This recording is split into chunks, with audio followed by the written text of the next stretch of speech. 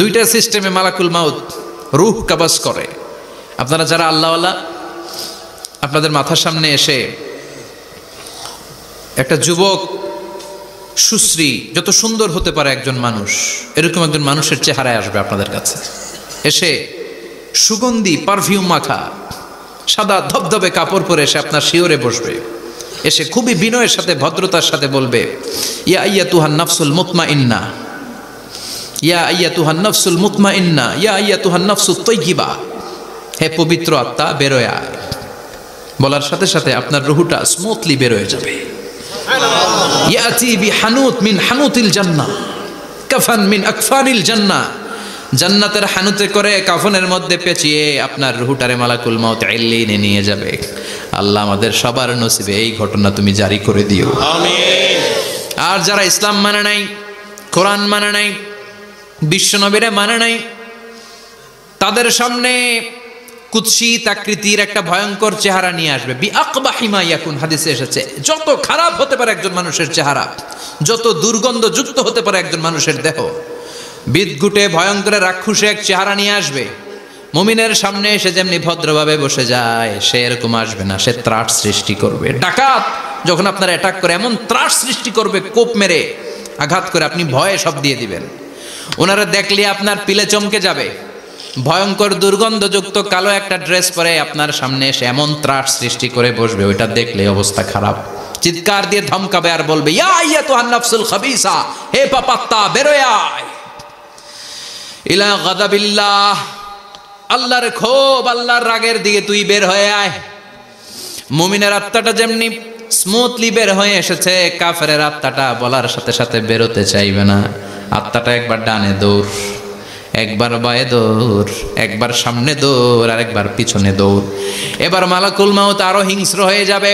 পা থেকে টান মেরে সারা দেহ থেকে খিচুনি দিয়ে পুরো দেহটারে চাপতে চাপতে জীবিত একটা ছাগলের চামড়া জীবিত অবস্থায় তার দেহ থেকে উল্টো দিকে টেনে টেনে বের করলে যেমন কষ্ট হয়, একজন কাফেরের রুহু দেহ থেকে টেনে হিচড়ে মালাকুল মাউত বের করে ফেলবে। এজন্য আল্লাহর কাছে আমরা চাই, ঈমানের পথে অবিচল থেকে আমার মরণ যেন হয়। প্রতিদিন পড়বেন এটা দোয়া। ঈমানের পথে থেকে যেন আমাদের মৃত্যু হয়, পড়েন আমিন। মালাকুল মাউত এই দৃশ্যগুলো নিজেই ঘটিয়েছে, তার জানা আছে মৃত্যুর কত কষ্ট। আল্লাহ বলবেন মর, বলার সাথে সাথে কাঁপুনি ছুটে যাবে। আল্লাহ বলবেন কেঁপে লাভ নাই, মর, মরতে হবেই, কারণ কুল্লু নাফসিন, everyone has to take the taste of death. সবাইকে মৃত্যু নিতে হবে, গ্রহণ করতে হবে স্বাদ। The most certain thing in our life is death, but the most uncertain thing in our life is the time of death.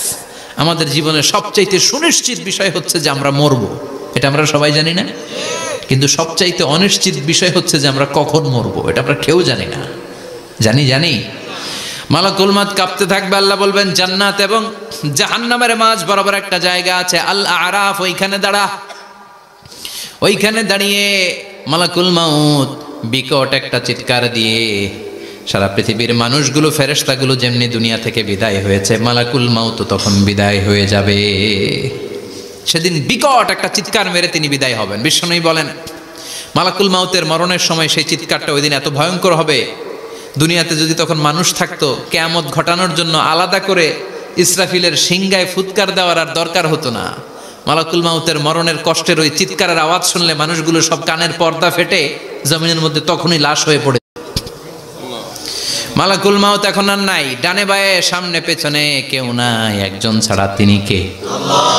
আল্লাহ তখন বলবেন ইয়া আরদু আইনা নাহারুকে, পৃথিবী তোর নদীগুলো কই, বিল্ডিং গুলো কই, রাজা বাদশাগুলো কই, পৃথিবীর নাজ নেয়ামত কই, ভোগের দুনিয়া আজকে কোথায়, অহংকার দাপট আর ক্ষমতার বড়াই আজকে কোথায়? লিমানিল মুলকুল ইয়াউম, who belongs the kingdom today, আজকে ক্ষমতা কার?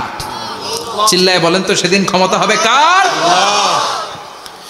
লিমানিল মুলকুল ইয়াউমা লিল্লাহিল ওয়াহিদিল কাহ্হার, ক্ষমতা সেদিন কারো নয়, ক্ষমতার মালিক একজন, তিনি কে? সব ক্ষমতার মালিক আল্লাহ, কেউ নাই, সব মরে গেছে। এভাবে যে কত হাজার কোটি বছর আল্লাহ একা থাকবেন এটা আল্লাহ জানেন, আমরা কেউ জানি? ইসরাফিলকে আল্লাহ বানিয়েছিলেন সিংহায় 3টা ফুৎকার দেওয়ার জন্য। চিৎকার করে বলতে হবে কয়টা? দিছে কয়টা? বাকি আছে কয়টা? এবার রব্বুল আলামিন ইসরাফিলকে জীবিত করবেন, জীবিত করে বলবেন তাড়াতাড়ি 3য় ফুৎকার দিয়ে তোর ডিউটি শেষ কর। সুবহানাল্লাহ পড়েন। ইসরাফিল এবার 3য় ফুৎকার দিবে। 3য় ফুৎকার দেওয়ার সাথে সাথেই পৃথিবীর বিভিন্ন প্রান্ত থেকে, মহাবিশ্বের বিভিন্ন প্রান্ত থেকে মানুষের জিনগুলো দাঁড়াতে শুরু করবে।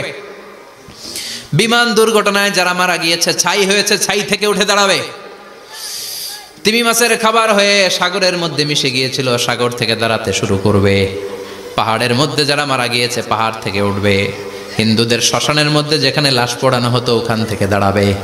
মানুষগুলো কবর থেকে উঠবে, যে যেখানে মারা গিয়েছে সেখান থেকে দাঁড়াবে। মিনহা খলাকনাকুম ওয়া ফিহা নুঈদুকুম ওয়া মিনহা নুখরিজুকুম তারাতান উখরা। মাটি থেকে বানালাম, মাটির কবরে পাঠালাম, আবার মাটির কবর থেকে দাঁড় করায় দিবে কে? মানুষগুলো দাঁড়াবে। মুমিন বান্দারা চোখ কচলাতে কচলাতে বলবে মাম বাআসানা মিন মারকাদিনা। قالوا من بعثنا من مرقدنا هذا ما وعد الرحمن وصدق المرسلون। মুমিন বান্দারা চোখ ডলতে ডলতে বলবে ঘুম ভাঙালো কে? আমার ঘুম ভাঙালো কে? মুমিনরা, আপনারা দাদা আসছে, আনন্দের ঘুম দিবেন সেদিন কবরে। 3টা প্রশ্ন আপনারে করা হবে। মার রব্বুক, তোর রবের নাম কি? তোমার ধর্মের নাম কি? এই লোকটারে চিনো নাকি? ওনার নাম কি? এবার বলবে 3টা প্রশ্নের উত্তর কোত্থেকে শিখলা? কও কোত্থেকে শিখছেন? বলতে হবে কোরআন থেকে শিখেছি। 4টার উত্তর যখন করতে পারবেন, ইফসাহু লাহু কবরুহু 70 যিরাআন, কবরটারে 70 হাত লম্বা করে দেয়া হবে। ওয়া ইফতাহু লাহু বাবুন ইলাল জান্নাহ, আপনার কবরের ভেতরে থেকে জান্নাতের দিকে একটা ঘর করে দেয়া হবে। জান্নাতের সুঘ্রাণওয়ালা সুবাতাস আপনার কবরের মধ্যে এসে ধাক্কা মারবে। জান্নাতে ঢোকা লাগবে না, আপনার ওই কানেকশন দিয়ে আসবে। এয়ার কন্ডিশনের যে রুমগুলো আছে, ওই রুমগুলোর ভিতরে না ঢুকলো, দরজার আশেপাশ দিয়ে হাঁটলেও একটা ঠান্ডা ঠান্ডা আছে বাতাস আছে না নাই? দেহের মধ্যে লাগে। জান্নাতে আপনার ঢোকা লাগবে না, কবরের মধ্যে শুয়ে শুয়ে জান্নাতের সুবাতাস পাবেন। এবার বলবে ফায়ুলবাসু লিবাসু আহলিল জান্নাহ, জান্নাত থেকে আনা 2টা জান্নাতি সেট পোশাক আপনারে পরিয়ে দেয়া হবে। এবার আপনারে বলা হবে আহলান ওয়া সাহলান, কংগ্রেচুলেশন, খোশ আমদেদ, তোমার জন্য কংগ্রেচুলেশন, সুস্বাগতম। 3টার পরে 4র্থ প্রশ্নের উত্তরও পেরেছো। জান্নাতের পোশাক তোমারে পরিয়ে দিলাম, আর কোনো কাজ নাই, এবারের মতো খেলা শেষ, এবার ঘুমাও। কি করো? কথা বলেন। ঘুমাও। নাম কানাউমিল আরুস, বাসর রাতে বর যেমনি কনেকে নিয়ে শান্তির ঘুম